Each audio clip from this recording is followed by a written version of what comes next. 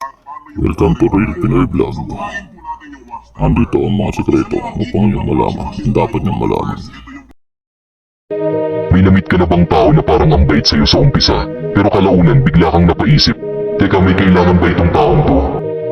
Sa mundong to, hindi lahat ng kabaitan ay totoo. Minsan, ginagamit ito para lang makuha ang loob mo, at kapag nakuha ka na, doon na sila magsisimulang gumalaw.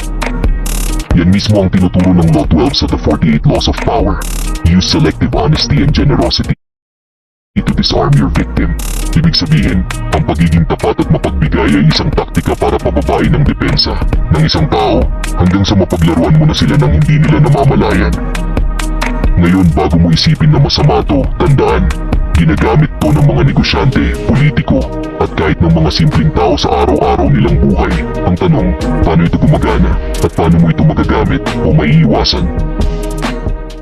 So paano nga ba gumagana ang Law 12? Simple lang, gamitin ang katapatan at pagiging mapagbigay sa tamang pagkakataon para pababain ang depensa ng isang tao.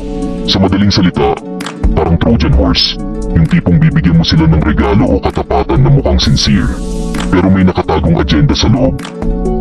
Ganito kasi yan, karamihan sa atin, kapag may taong nagpakita ng kabaitan o honesty, automatic nating iniisip na mapagkakatiwalaan sila. Normal yan, psychological bias natin to bilang tao. Pero ang mga matatalino at mapanlin lang, ginagamit nila to bilang sandata. Halimbawa, nasa isang negotiation ka, kung gusto mong makuha ang loob ng isang tao, hindi ka basta-basta magsasabi ng, "Uy, bilhin mo to." Kasi natural magdududa sila. Ang mas matalinong approach, magbigay ng maliit na honesty. Baka sabihin mo, "Alam mo, to be honest, hindi naman ito ang pinakamurang option, pero ito yung pinakasulit." Dahil inamin mong hindi ito mura, mapagkakatiwalaan ka nila at mas malaki ang chance na bilhin nila. Isa pang teknik, ang tinatawag na strategic honesty.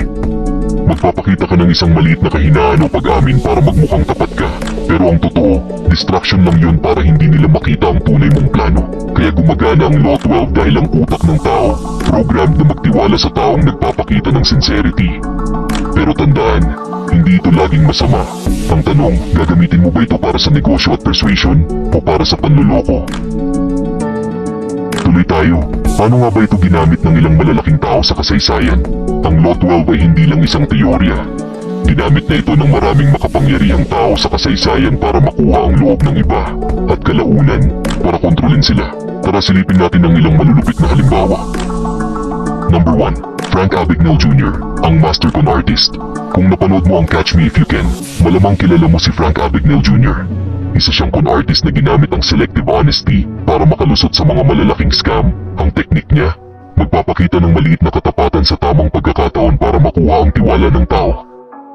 Halimbawa, nagkunwari siyang isang airline pilot kahit wala siyang tunay na lisensya.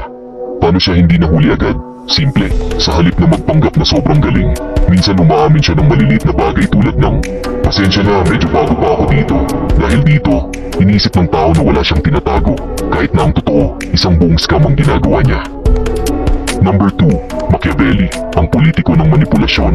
Si Machiavelli, isang Italian philosopher at politiko noong Renaissance, ay nagsulat ng libro na The Prince, kung saan tinuro niya kung paano dapat gumamit ng honesty at generosity bilang sandata. Sabi niya, ang isang matalinong pinuno ay dapat gumamit ng katapatan kapag ito ay makakatulong sa kanya, pero dapat ding handang magsinungaling kapag kinakailangan. Maraming hari at pinuno ang gumamit ng prinsipyong ito. Isang halimbawa, ang mga hari na nagpapakita ng mercy sa kanilang kaaway, pinapalaya sila, pero sa likod ng eksena sinisiguradong hindi na sila magiging banta ulit. Number 3. Politicians and modern leaders, the art of selective honesty.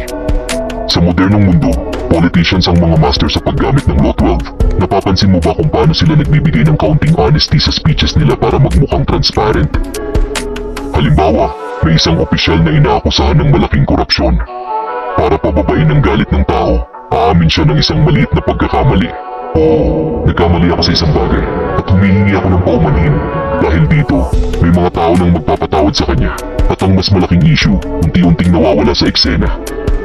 Makikita mo na ang Law 12 ay matagal nang ginagamit sa hustisya, sa negosyo, sa politika, at kahit sa personal na buhay natin.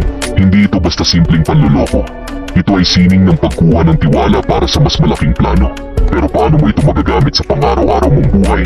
At paano mo malalaman kung ginagamit ito laban sa'yo?